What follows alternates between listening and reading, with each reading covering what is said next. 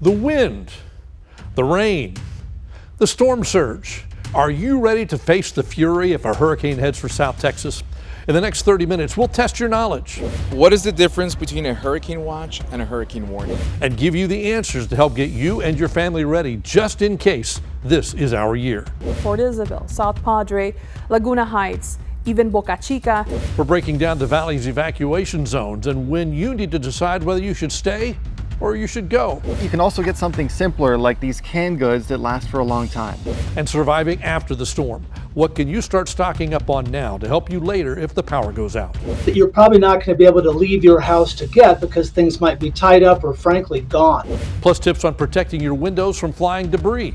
Rule number 1, don't wait until a hurricane threatens. There simply won't be enough time. Plus, when storms threaten, why you need to go to a trusted source instead of social media. It's hard to tell what is the truth and what's not. Thank you for joining us. I'm Chief Meteorologist Tim Smith. Just like during a storm, the First 1-5 weather team wants you to be ready for whatever comes our way this year.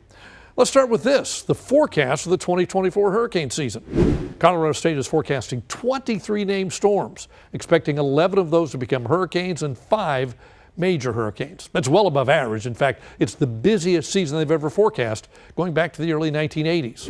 Why? Well, the water in the Atlantic Ocean is warmer than we've ever recorded. That's added fuel for the storms. And El Nino, which causes shear and makes it hard for storms to develop, it was there last year, it's going away. What does that mean to you and me? It means we need to prepare. Let's start by learning the terms you'll hear during the hurricane season. How much do you know? Meteorologist Sergio Puente was in McAllen to play a little hurricane trivia. So they wanted to do it all together. So let's take a look at what they could do. Multiple choice. What is a storm surge? A, it's a strong electric current. B, rise in ocean water. Or C, when a hurricane moves faster. It's gotta be A. It's a strong electric current? I mean, it's just a storm. I don't know different. I'm gonna say B. He's gonna say B. That's a rise in ocean water. That's exactly right. B is the correct answer. Fact or fiction? Opening windows to equalize pressure during a hurricane should be done. No. Fiction. Fiction. That's exactly right. It's better just to not let any wind inside your house. Fact or fiction? A tornado and a hurricane are the same thing. No, they're not. That's exactly right. The tornadoes usually form on land, and the hurricanes have to be formed in the ocean, and they're way bigger than a tornado would be. Good, thank you so much. Multiple choice. What is the Saffir-Simpson's hurricane scale based on? Is it A, the amount of rain in the storm, B, the size of the storm, or C, the wind speed of the storm? I feel like that's going to be the second one. That's going to be the size of the storm. It's actually based on the wind. wind. Yeah, it's based on the wind. Okay. Yeah. All right, thank you so much. This was 50-50. Okay. So it's fact or fiction. Okay. Strong hurricanes never hit the Rio Grande Valley. Fiction. That's exactly right. Yeah, we've had our fair share of hurricanes. Allen, 1980, Beulah, 1967, Labor Day hurricane in 1933. Not very frequent, but they do happen. I have an aunt named Beulah. Oh, 1967. What is the difference between a hurricane watch and a hurricane warning? You know? No idea. A watch is when there's a hurricane already here? Coming? No, but we'll explain that one. A watch is also when conditions are possible within 48 hours and then a warning is expected within 36 hours. This is going to be a multiple choice question. What wind speed is the lowest possible to be classified as a hurricane? It's A, 35 miles per hour, B, 74 miles per hour, C, 100 miles per hour, or D, 135 miles per hour? B. It's what? B, 74 miles per hour. That is correct. Yeah, you're smart. You got this. How much you know makes a difference. If there's a watch issued for your area, you need to know where you live on the map. That's something you've probably heard me say before. These are all things to learn now. Hurricanes don't happen overnight. It takes a long time for them to form. Let's get a better understanding of Mother Nature's greatest fury. Meteorologist Cecilia Gutierrez takes us across the Atlantic to a place where these massive forces of nature often get their start. Wind, rain, storm surge, and sometimes tornadoes. One, if not all of these, can be a deadly combination and a direct result of one of nature's most merciless acts, hurricanes. But to forecast hurricanes, we need to know how they are made. Now, hurricanes can form anywhere in the Atlantic, but a lot of them start to take shape on the west coast of Africa as a cluster of thunderstorms. Now, from there, they feed off of the warm ocean water, which acts as fuel for these storms. Warm air rises, and eventually a low-pressure system forms. That's what gives our hurricanes its distinct counterclockwise rotation. Now, trade winds, which are winds that move from west to east, north and south of the equator, take over and move the storm west over warmer waters. Now, more air rushes in and releases more heat into the atmosphere, causing the storm to grow. Now, the process of evaporation and condensation continues on a cycle. As the system grows, it rotates, and eventually that eye is formed. And when wind speeds reach 74 miles per hour, it is now a Category 1 hurricane. So what happens with a hurricane next depends on three things: warmer water, thunderstorms, and consistent wind. Now, the ocean water needs to be 80 degrees or warmer, up to 50 meters down. It needs to keep producing thunderstorms and have low wind shear. That means there can't be a big change in wind direction or speed close to or in the storm. And if you don't have one or more of these, the storm falls apart, and sometimes that can happen in less than a day. Now, this is what makes hurricanes hard to forecast at times. They depend on a multitude of factors to determine strength, travel speed, and even direction. So whether you're watching from afar or in the path of the storm, it's best to stay prepared. Hurricanes are a complex force, and they can strengthen or disappear in the blink of an eye. When a hurricane threatens, we're all faced with an important decision. Do we leave or do we stay? When we come back, meteorologist Karen Gonzalez will have important information that will help you make that call for you and your family. Plus, meteorologist Andrew Chung will take us to Port Isabel, to a home strengthened against a storm. We'll talk about how you can protect your windows. Stay with us as we get ready to face the fury.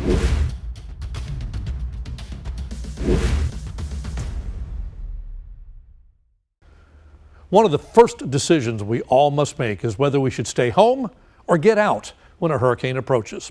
We don't have to think too far back to remember the last natural disaster that impacted the valley. Just last year, a tornado claimed the life of a Laguna Heights man and left others without homes. Meteorologist Karen Gonzalez tells us about evacuation zones and who is most vulnerable when a hurricane or a tornado is imminent. The valley has 3 evacuation zones. All of them are in Cameron and Willacy County.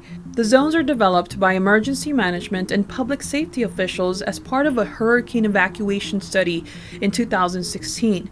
Texas A&M researchers looked at geographical information in previous hurricane and storm surge data.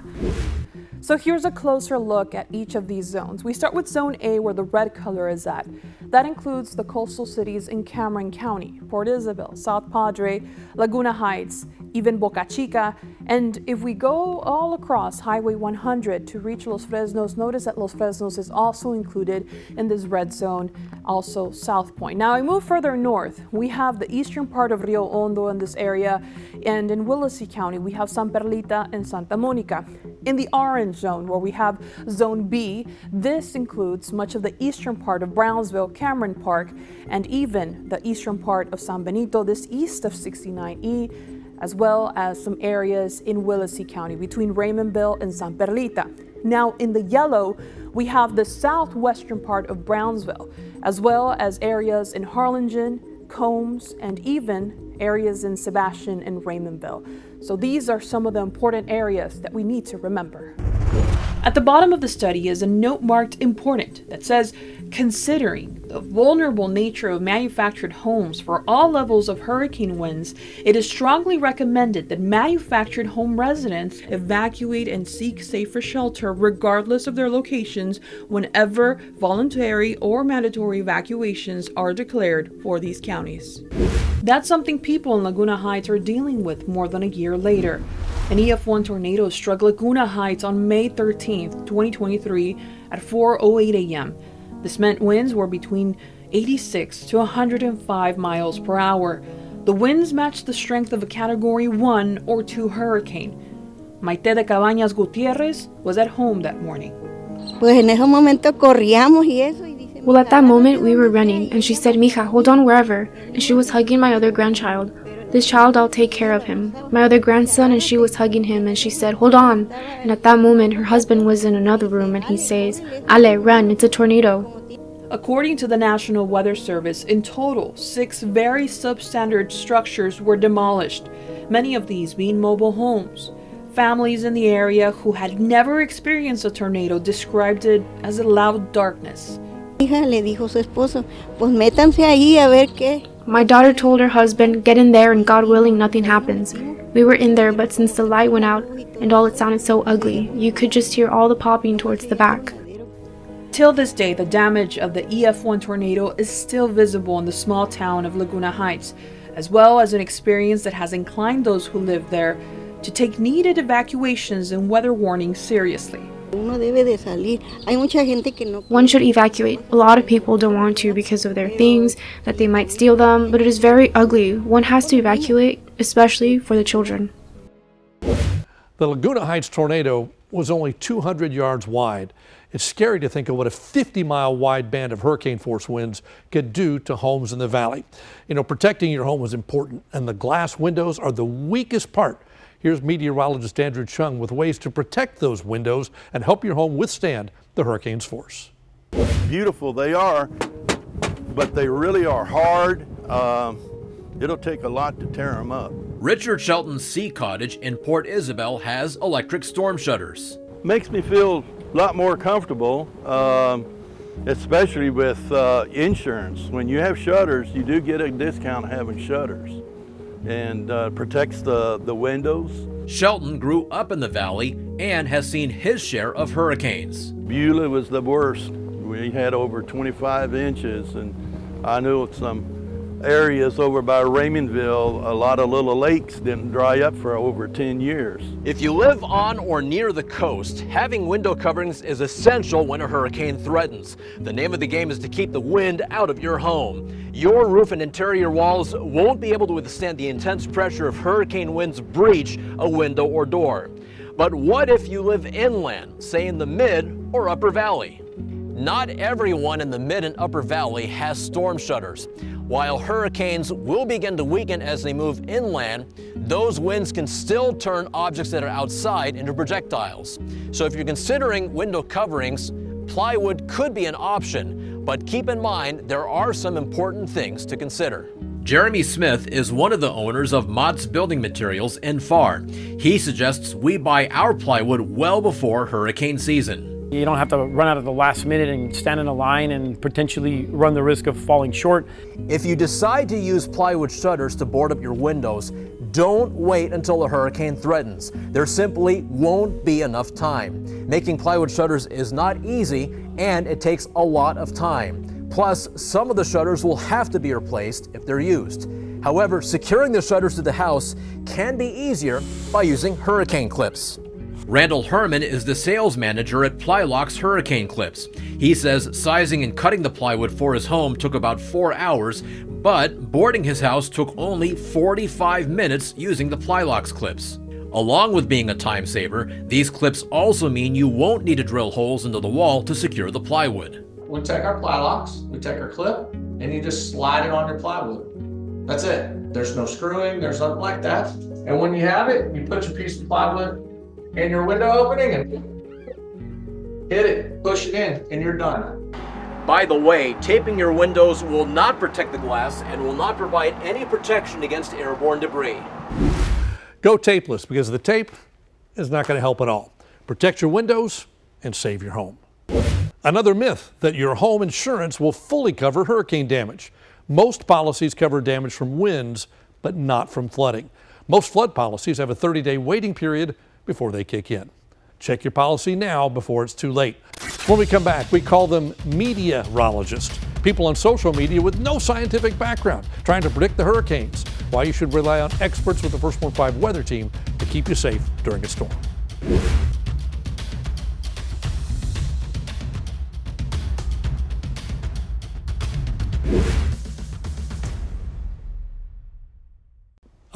The internet. gives us access to all kinds of information. Anybody can look at that and see where a hurricane's going to form, where it's going to move, where it's going to hit 2-3 weeks in the future.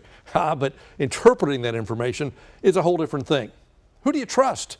Meteorologist Sergio Puente helps us wade through the never-ending social media presence of misinformation and meteorologists.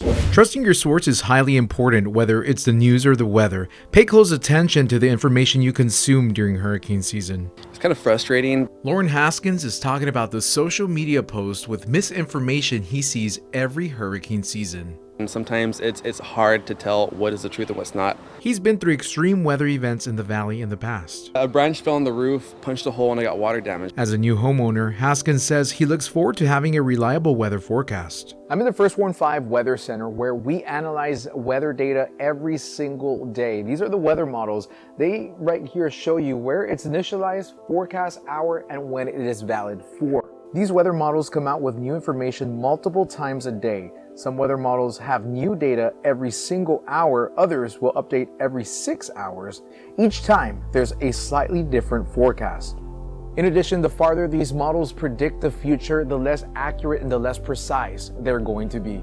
Weather models posted beyond 168 hours means we're trying to predict more than a week into the future. The chances of whatever you're seeing happening on the graphic models are extremely low. So during hurricane season, when you're scrolling through your favorite social media platform, know what you're looking at before panic sets in. A good rule of thumb is, of course, we all should be following reputable sources such as Channel 5 News. You can count on us to be your trusted source from the moment the storm forms until the danger has passed. We'll be here around the clock giving you the information to keep you, your family, and your home safe. It's what we do. Our KRGV weather app will have the latest radar, advisories from the National Hurricane Center, up-to-date videos from our team, and the latest forecast information. And during the hurricane season, we post a minute-long update on the tropics every day. The First Warn 5 team is here before and during the storm. We'll also be here after, guiding you down the road to recovery. There are some things you can do now to help you be better prepared later. Welcome back. The path of a hurricane is always a dangerous place to be, but often some of the greatest dangers lurk behind the storm when we're trying to recover. The lights are out, supplies are scarce, and roads are hard to drive on. Christian Von Preissing, it was only that easy, has some very important information you can use to get you and your family through those first few days after the storm. After natural disasters, it's important to be prepared with a couple items that can get you through those days. Hurricanes, high winds, and flooding are known to affect essential services here in the valley and can be a huge issue if you're not prepared. You need to have the food, the water, stuff that you're probably not going to be able to leave your house to get because things might be tied up or frankly gone. Cody Lundeen has decades of survival experience and runs the Aboriginal Living Skills School in Arizona. At the top of his list, stocking up on water before a hurricane hits. Previous storms have brought in serious flooding, which backed up sewer systems and pushed sewage into places it shouldn't go. It may not be ideal, but fill up containers as soon as you can before that natural disaster begins, having enough water for your family during that time. You don't need to buy water from the store, but you do need a lot. In our climate, Lundeen recommends 3 gallons per person per day. You're using it for primarily drinking to stay hydrated, but you're also using it for cooking and potentially for sanitation and hygiene. You can't skimp on the water. It's a biological necessity down to the cellular level. Commercially available iodine tablets and filters used during camping can help you purify water if you run short. Boiling will kill off bacteria and viruses. But if your water is contaminated with chemicals, water may need more treatment for you to safely drink. Next is food. Items that stay preserved in their containers are best. You can go out and get these expensive backpacking meals or MREs, but you can also get something simpler like these canned goods that last for a long time. You can't really go wrong with canned goods. They'll keep a long time. Get a manual can opener, obviously, and you can eat it right out of the can. When the electricity and the gas go out, a simple camping stove like this one, which just costs a couple dollars for the gas and the burner, can get you through a couple days. It can help you cook some meals. Compressed butane will give you a flame that'll burn for hours, and you can switch off and on. Camp stoves like this one allow you to use twigs and debris to control a flame. Be careful with open flames. Burning gas inside creates carbon monoxide, and storms may cause gas leaks in your neighborhood. Tree removal equipment may also come in handy. Axes, saws, machetes, and chainsaws, if you know how to safely use them. They can help you clear debris from your property after a storm. And don't forget a light source, like a flashlight and fresh batteries. Think ahead. Preparedness is not learning how to swim when the boat's going down. Do your due diligence and realize what your family needs before they really need it. Stock up. But most important tip, he says, avoid the storm. Get away and avoid putting yourself in danger. Once the power goes out, many families turn to backup generators to power a few basic necessities. Here are a few very important tips to keep in mind if you're using a portable generator to keep the lights on. Make sure your generator is in an open area. Don't put it in your garage. Don't put it inside your house. Don't put it underneath the carport. Put it where there's a circulation of air. Always use heavy-duty extension cords to connect the generator. Start the generator before connecting appliances. Turn the generator off and allow it to cool before adding fuel. Other than a generator, what else is on your hurricane supply list? Let's see if you know what you need. This year I've been prepping for hurricane season by stocking up on sandbags and extra food, water bottles. Canned foods and batteries. Make sure you have enough screws and plywood. My top 5 picks: a NOAA weather radio, batteries, including a portable charger for your phone, extra toiletries, a first aid kit, and water and non-perishable food, enough for 3 to 7 days. Hurricanes are serious business, and this year is expected to be busy. You know, nobody knows if this will be our year, but we have the unique ability to write the end of our own hurricane story. The more prepared we are, the happier the ending to our story will be. Start planning now, and yes, please, know where you live on a map. It could save your life. For the entire First 1-5 storm tracking team, I'm Chief Meteorologist Tim Smith. Thanks for watching. Good night.